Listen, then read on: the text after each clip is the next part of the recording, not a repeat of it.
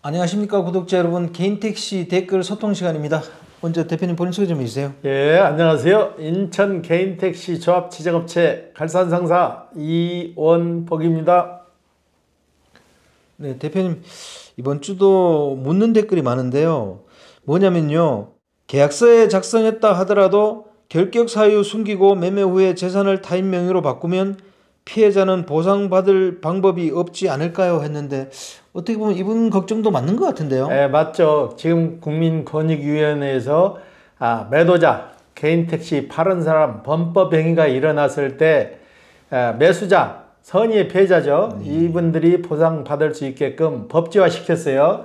계약서에 공문에 명시를 해서 도장을 찍어가지고 진행하게 됐는데, 그래도 판 사람이 범법 행위를 숨기고 팔았을 때 그 사람이 돈이 없으면은 받을 수 있는 방법이 없죠. 그런데 이거는 형사건이에요. 사기죠. 그 범법 사실을 숨기고 팔았기 때문에 형사건인데, 그래도 돈이 없으면 받을 수 없고, 이분이 팔고 그 돈을 다른 사람 명의로 돌려버렸거나 다 써버리면 받을 수가 없는데, 그래서 계약서 쓰실 때, 매매계약서를 쓰실 때 관인업소에서 계약서를 쓰시고, 관인업소에서 다시 추가로 매도인 결격 사유로 인해서 면허권 취소 시 매매상사에서 1차적인 책임을 진다고 그걸 첨부하시면은 보상을 받을 수가 있습니다. 네. 방법은 있네요. 그죠? 그렇죠. 일단은 매매상사에서 선 보상을 하고 추후에 구상권을 매매상사에서 들어가는 게 맞지, 매수자는 아무것도 모르는 상황에서 그걸 할 수가 없잖아요. 네. 예. 이런 경우 만약에 개인 간 거래라면 문제가 생기잖아요. 그렇죠. 받을 수 있는 방법은 없죠. 네. 예. 그래서 개인 간 거래가 위험한 것 같아요. 그래서 관인업소에서 계약을 하시고 관인계약서를 꼭 쓰셔야 되는 거죠. 네. 예. 지금도 보면 뭐 가스 충전소 같은 데서 계약했다는 분도 있던데요. 가스 충전소에서 쉽게 말해 안 좋은 말로, 옛날 말로 낚아마라 그러죠. 네. 내가 50만 원 싸게 해줄게 가. 100만 원 싸게 해줄게 가서 계약서 쓰고 진행해. 그렇게 해서 따라갔을 때 문제가 생기지 않고 잘 끝나면 되는데, 문제가 생겼을 때, 이런 문제가 생겼을 때 문제가 되는 거죠. 네. 예. 다음 댓글은요, 가맹으로 짧은 시간만 하루 6시간 미만 운행해도 되나요? 그랬는데 이게 됩니까? 가능하죠. 본인이 이런 시간은 본인이 정할 수 있는 거지, 이거는 법제적으로 강제적으로 일할 수 있는 건 아니에요. 본인이 이런 시간만큼만 일하면 되는 거죠. 예. 다음 댓글은요, 개인택시 예비 창업자인데요, 앞으로의 의정부 개인택시 전망 좀, 면허값이 너무 올라서요, 이랬습니다. 의정부 한번 전망 한번 해주시죠. 저희가 전수조사를 해가지고 이번에 다시 올렸거든요. 근데 그 전망이란 것은 저희도 정확한 전망은 내놓을 수가 없는 거예요. 그 지역 특성에 따라서 수시로 변하는 건데, 개인 택시는 그래도 정해진 대수에서 움직이는 총량제이기 때문에 개인 택시 가격이 그렇게 크게 오르거나 크게 내리진 않아요. 전망이라는 게 특별하게 내놓을 수 있는 게 없어요. 제 생각에도 서울 수도권은 크게 내릴 것 같지는 않습니다. 네, 특히 베이비붐 세대의 은퇴가 지금 계속 이어지고 있기 때문에요, 개인 택시세가 내린다는 것은 좀 생각이 어렵다고 봐요. 네. 대표님 다음 댓글은요, 23년 8월에 양수교육 받았는데 찾아보니 작년에 유효기간이 1년으로 바뀌었더군요. 사정이 있어 올해 가을쯤에 면허 양수 추진하려 했는데 저 같은 경우 교육 다시 받아야 하는지요? 이런 댓글을 달았습니다. 교육기간이 3년짜리가 있고 바뀌어가지고 1년으로 바뀌었는데요. 그 기간을 계산해가지고 기간이 넘으면 다시 교육을 받으셔야 돼요. 그럼 이번엔 다시 받아야 되는 거죠? 예. 다음 댓글은요, 아이오닉 9 7인승으로 중형 택시가 가능한가요? 이런 댓글을 달았습니다. 가능은 한데 특수세나 부가세를 면제받지 못합니다. 이건 택시 전용 차량이 아닙니다. 그래요? 그럼 이건 뭔 차량이에요? 전기 차량이라도 택시 전용 차량이나 지정된 차량은 특수세나 부가세를 면제받을 수 있는데, 이건 단지 전기차들에도 택시 전용이 아니기 때문에 택시로 중형으로 쓸 수는 있지만은 특수세나 부가세는 면제받지 못하고 정상적인 자가용 가격으로 사서 진행을 해야 됩니다. 이거는 택시 전용 모델이 아니고 그냥 승용 모델로 나온 건가요?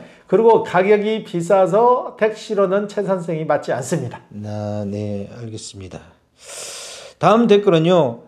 양수교육 수료증 취득 후 개인 택시 구입할 수 있는 기간이 3년 이내 아닌가요? 이런 댓글을 달았습니다. 초창기에 받은 사람은 3년, 요 근래 바뀐 법으로 받은 사람은 1년인데 초창기에 받은 사람도 3년 유효기간이 거의 끝났어요. 그러니까 1년으로 보시는 게 맞아요. 이분은 옛날 걸로 알고 있는 거죠? 네. 다음 댓글은요. 법인 택시 하는 만큼 열심히 개인 택시 하시면 빚내서 하더라도 3년이면 빚 갚고 개인 택시 내 재산 됩니다. 법인 택시 10년, 100년 산학금 충실히 내도 내 재산 안 됩니다. 이런 댓글 달았습니다. 이분 같은 경우도 맞아요. 저희한테 법인 택시 몇십 년 하다가 와가지고 결국은 개인 택시로 전환한 사례인데요. 이분은 빚 내가지고 개인 택시를 했는데 얼마 전에 전화가 오셨어요. 진작 개인 택시 모든 게 후회된다. 빚을 내서라도 했어야 되는데 개인 택시 하려고 돈 모아놓으면 꼭 무슨 일이 터져가지고 거기에 쓰다 보니까 이제 늦었다고 했는데 지금 개인 택시 사가지고 잘하고 계십니다. 네, 이분 얘기도 맞는 얘기죠. 네. 차라리 산학금 내느니 개인 택시 빚내서라도 해라. 뭐 좋은 말인 것 같습니다. 이분은 전에 사례 들었는데 이분은 법인 택시 하실 때 월 매출이 1,000만 원이 넘으신 분이에요. 그 정도로 하시는 분 같은 경우는 달러빚을 내더라도 개인 택시를 진작 하셨어야죠. 네. 다음 댓글은요. 개인 택시 하세요. 다른 말 하지 않겠습니다. 이랬습니다. 이분은 짧지만 임팩트 있는 그런 말 댓글로 다셨는죠. 본인이 해서 체험한 말을 그대로 전하는 거죠. 저도 더 이상 말하지 않겠습니다. 네. 다음 댓글은요. 요즘 택시 타고 어디가 아프다며 자해 공갈단이 늘어나고 있는 것 같은데 이런 경우 바로 경찰서로 가는 게 나을까요? 아니면 손 놓고 당할 수밖에 없나요? 이런 댓글 달았습니다. 손 놓고 당할 수는 없죠. 그럼요. 이걸 무시하고 갔다가는 나중에 몰릴 수가 있어요. 그렇기 때문에 그 자리에서 112를 신고해가지고 현장 조치를 받으셔야 돼요. 그리고 블랙박스를 잘 활용하셔야 돼요. 블랙박스가 말 그대로 변호사예요. 변호사니까 사전에 블랙박스 점검을 잘 해가지고 녹화가 잘 떠지나 확인하시면은 추후에 이런 일이 생겼을 때 큰 도움을 받을 수 있습니다. 네, 이분 댓글을 다신 게 좀 궁금한 것 때문에 다신 것 같은데 이런 경우 만약에 당하면 당연히 경찰서에 신고해야죠. 당연히 신고해야지. 그 자리를 벗어나게 되면 나중에 협박을 받는다고. 그러게 되면은 꼼짝없이 당할 수밖에 없는 거예요.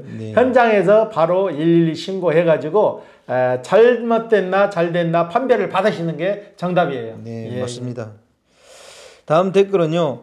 서울도 협동조합 택시가 대세임, 세금 걱정, 가스 걱정 없음, 정부 지원도 최고임, 개인 택시 단점도 방송 좀 해요. 이런 댓글 달았습니다. 이분 아마 협동조합 택시에 계신 분 같은데 저희들은 개인 택시를 전문으로 하는 유튜버들입니다. 그러니까 그걸 감안하시고 보셔야 됩니다. 저희는 협동택시 방송이 아니에요. 협동택시 본인 취향에 맞으면 협동택시 하시는 거고 개인 택시 하시는 분들은 개인 택시 하시는 거고 협동택시가 장점만 있는 건 아니에요. 협동택시 단점을 말씀드릴게요.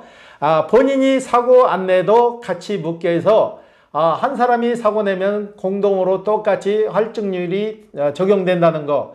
그리고 일정 금액의 산학금 비슷하게 월정대를 내야 된다는 거.